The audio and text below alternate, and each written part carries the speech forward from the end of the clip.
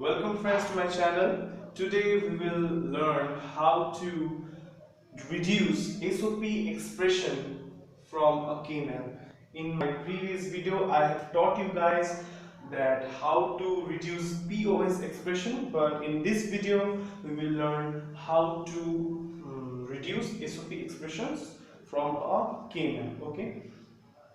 So as I have taught in my previous video that the question is given in this format basically, okay, but this sign, this sigma sign, when in the question sigma sign will be given, the sigma sign tells us that we have to derive the SOP expression, we have to reduce the SOP expression. Okay, in my previous video I have taught that the pi sign denotes that we have to reduce POS expression, but here the sigma sign denotes that we have to reduce the SOP expression. Okay, so now we know that the true value of a SOP expression is 1.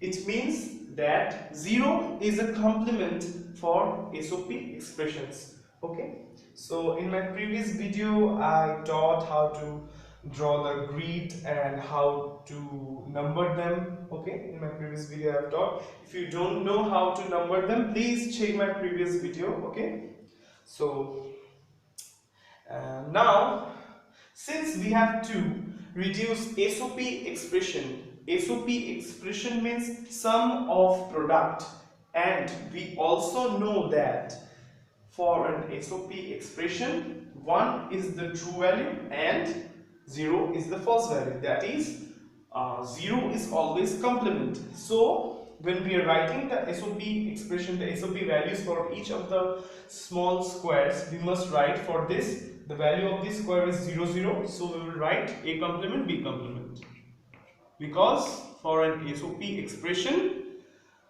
0 is always complement.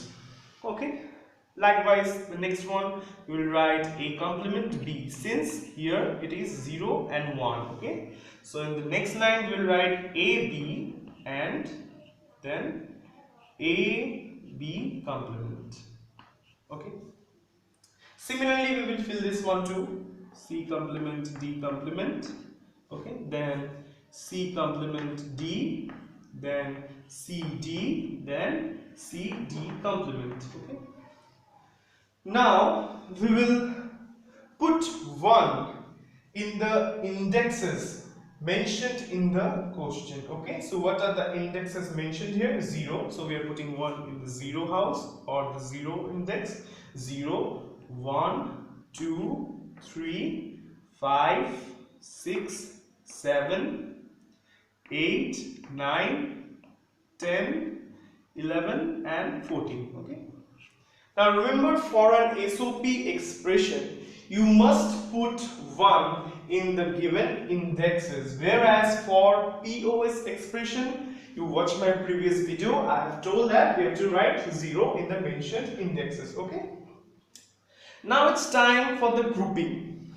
You remember, if you have watched my previous video, you must know that we can group in 4 ways. The ways are octet, means we will take 8 elements corresponding or alternate, or quad, that is 4 elements, pair, that is 2 elements, and singlet, that is 1 element. In this key map, it is easily noticeable that there are corresponding 8 elements, so we can form an octet. So we can form an octet like this, as I have taught in my previous video. So this is one octet is formed. Okay, now you can see that these are the left element, these are the left element. You can see that we can form a quad with this element, and we can also form another quad. You see, so we can form 1 octet and 2 quads. Okay, always remember to choose the group with the maximum number of elements. That is, If octet is available in your K-map, you must not hesitate before choosing octet. See, I've chosen octet. Then if quad is available, okay, even after overlapping, you must choose it. Never ever leave them. You must choose the maximum number of elements in a group. Okay, that is the precedence goes out here: octet, then quad, then pair, and then singlet. Okay, done. To reduce the expression, you must see which elements are common in the row or column of the group. Okay, now you can see the first row and the last row. Okay, let us consider the first row and last row. We can see that B complement is common. See, this element and this element. B complement is present in both the terms. So we will write B complement here. Okay. Okay. Now when it comes to the column, see, there is no common element, right? There is no common element. The four elements are different, right? Check this one. See, all are different. So we won't write anything. Now after finishing with the octet, we will come to the quad. So let us consider the first quad. We will consider 1, 3, 5, 7. Okay. So you see that between these two rows, okay, between these two rows, see, A complement is common. So we'll write A complement, and since it is an SOP expression, okay, we will multiply, or means A complement is common. Okay. Now you see from the column D is common from this to column. Okay, this to column D is common. So we'll write D here. Okay. Now let's go to the second quad. The second quad has the indexes 2, 6, 4, 10. Okay. From this quad, you can see that all the rows, okay, while considering all the rows, there is no common element, so we won't write any column. But you can see for the column there is a common column for every element. Okay, so for every indexes. Okay, so you can see, so we will write the common column. So what is the column? What is the value of the column? C, D complement. Okay, so this is our expression.